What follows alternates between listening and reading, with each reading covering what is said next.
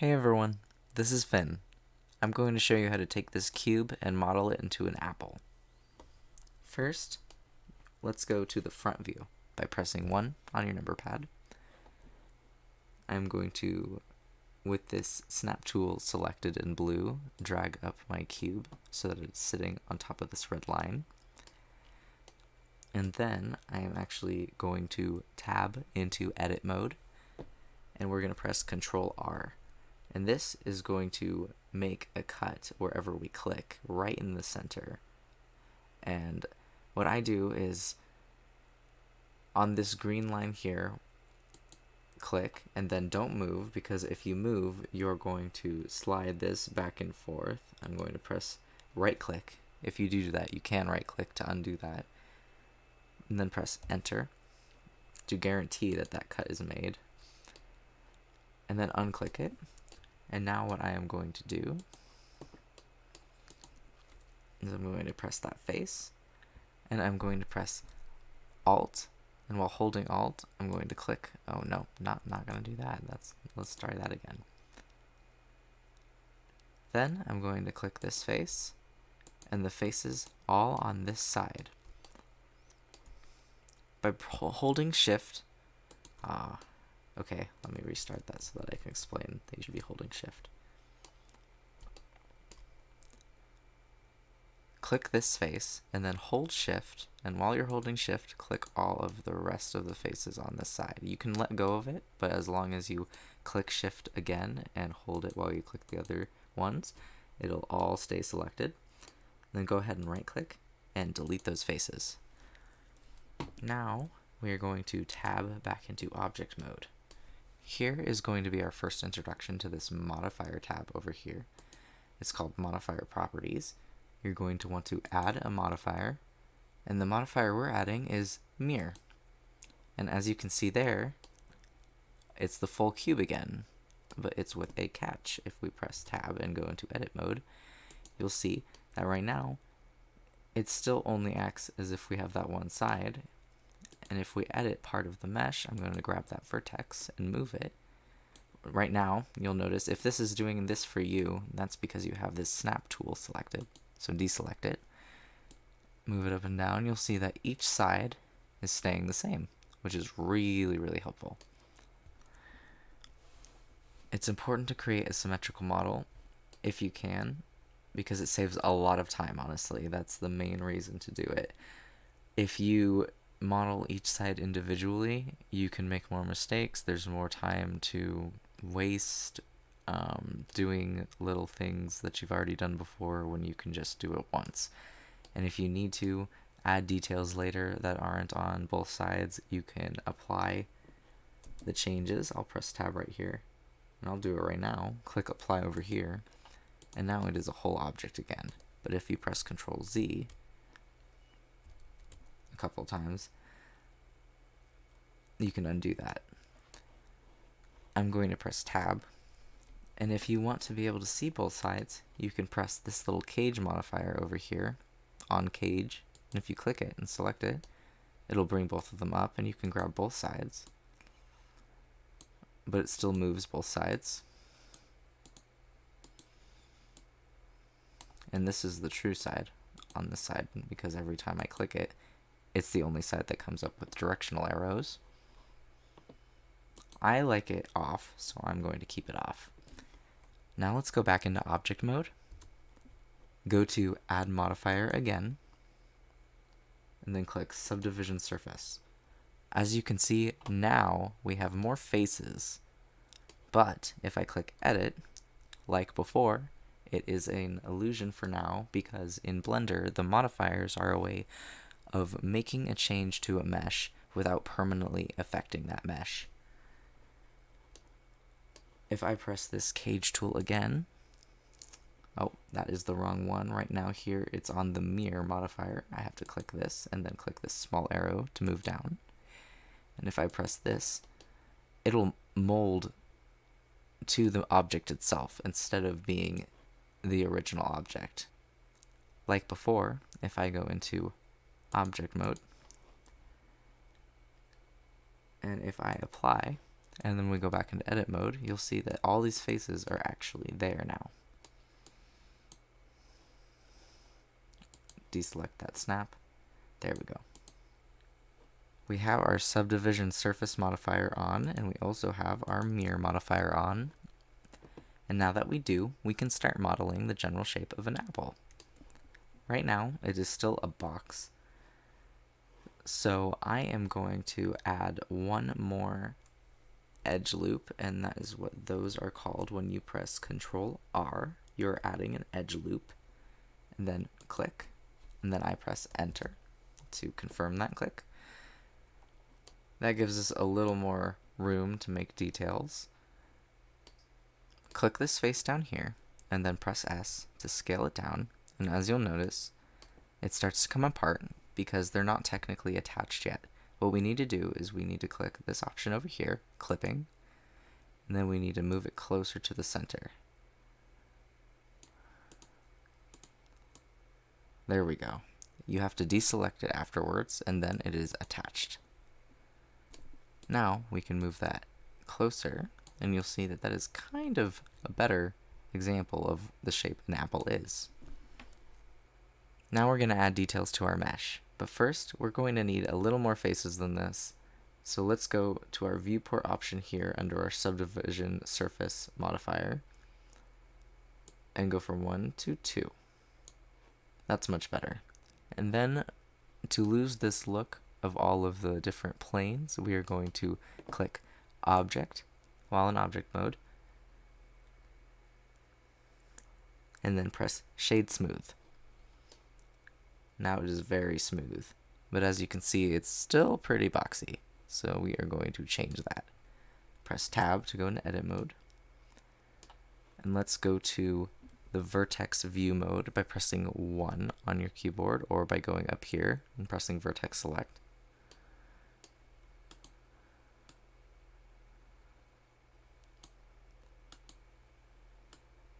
Now that I'm thinking about it,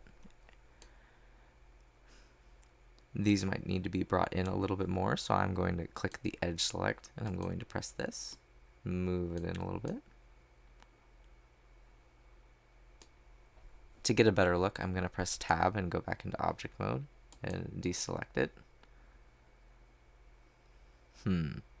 There's still a look of a seam there, so what I'm going to do is I'm going to make sure I go over here to Merge Limit, and that is in our Mirror modifier settings, and I'm going to increase it.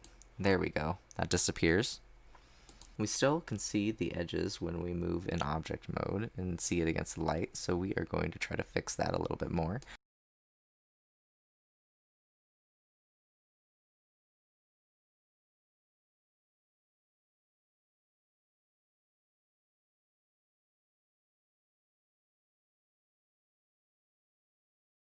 But let's go ahead and open up our favorite browser and look up Apple.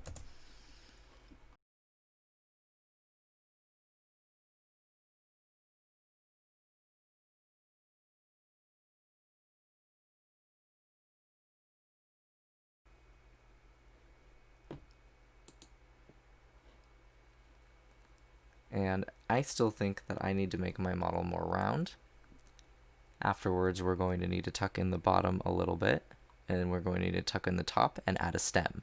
So let's go ahead and do that now.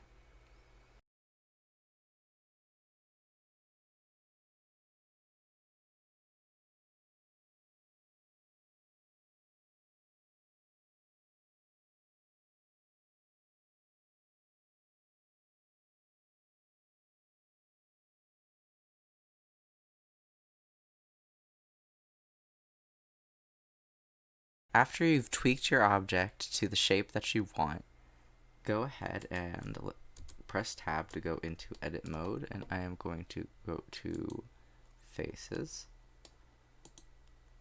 and I am going to press the E key. Then I'm going to press the S key and scale this in. What you just did is you extruded these faces. Now you want to tuck that in, scaling it down from the x-axis. And now you've created more faces and made a divot right here at the top of the apple. Let's tweak the shape to make it a little more spherical.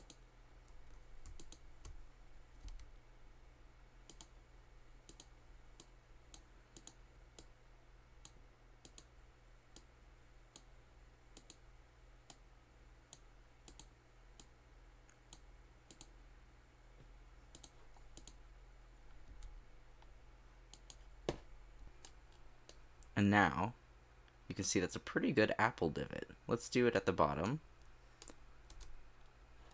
I'm going to click this face, which selects both the faces, and I'm going to press E, which extrudes those faces, then click S to scale it down. Let's do S and then X to scale it down by the X axis again. Let's do that one more time. And then I'm going to tuck it in there. I'm going to scale it down some more. It doesn't need to be big at all. I'm going to bring that up. Let's press tab. Very good. I'm going to tweak the way I want my apple to look a little bit more by grabbing this middle edge loop. And how you want to do that is let's click Alt, hold that, and then click this edge loop here. That's going to select the whole thing. Scale that in a little bit. There we go. Press Alt, this button here, and then Shift, Alt, and this loop here. And I am going to press S and scale it inward a little bit. Alright. I'm going to grab these vertexes here and press Shift and grab these ones. Scale it in. And that's starting to look much better. You can also select face loops as well. Press Alt with the face selected, then click this. Sometimes you need to click it a couple of times in a certain direction like you saw there. If I deselect that, I'll do that again. Click one, press Alt, and then click one beside it. And it should select all of the loop there. And then let's scale that down. I'm going to press 1, and then I'm going to press my snap tool so that I can scale it down, and then I'm going to hold Control, move that right back onto the line there. And now I want to press Shift X, bring that out.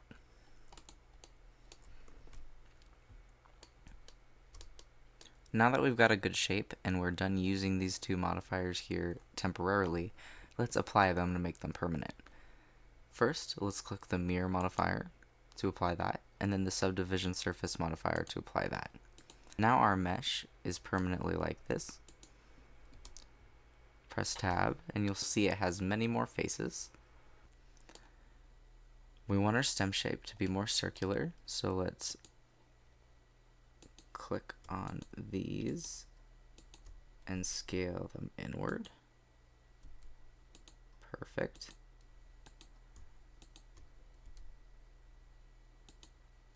Very good. Alright. Now you want to select these faces here.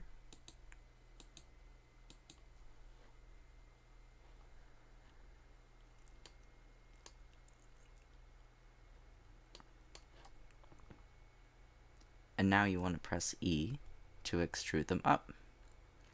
Let's do it about halfway here. Press 1. Click R and rotate it this way. Let's click the Move tool and move it a little bit this way. And then let's press E again to extrude again.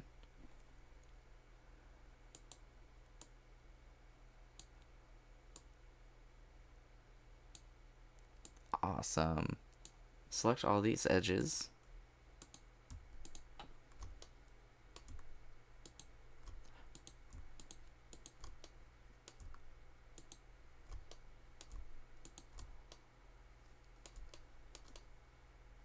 and then press SY to bring it in, and then press Alt and select this edge loop here and press SY and bring that in too, and do the same here.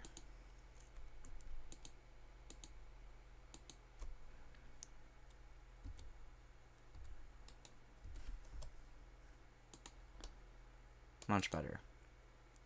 I'm going to give it a couple of more edge loops just to give it a smoother finish. And after I've added them, I'm going to press 1. I'm going to zoom in here. And with that all selected, I am going to press vertex select. And then press scale and Z to align it. Do the same here, except for you don't want to align it perfectly, you just want to align it a little bit. SZ, there you go. Then let's press G twice, and that makes it so that it moves along a little slider bar, which is easier. And then Alt select this as well, SZ, and then move it a little bit that way. Perfect.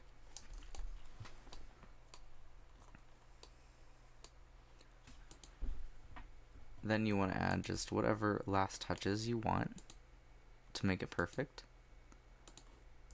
or as perfect as you would like.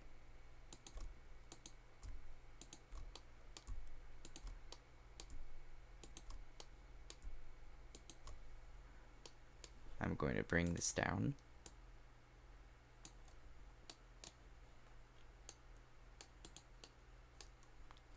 And press tab. Alright, I like it. This is a nice little apple. Thank you for watching.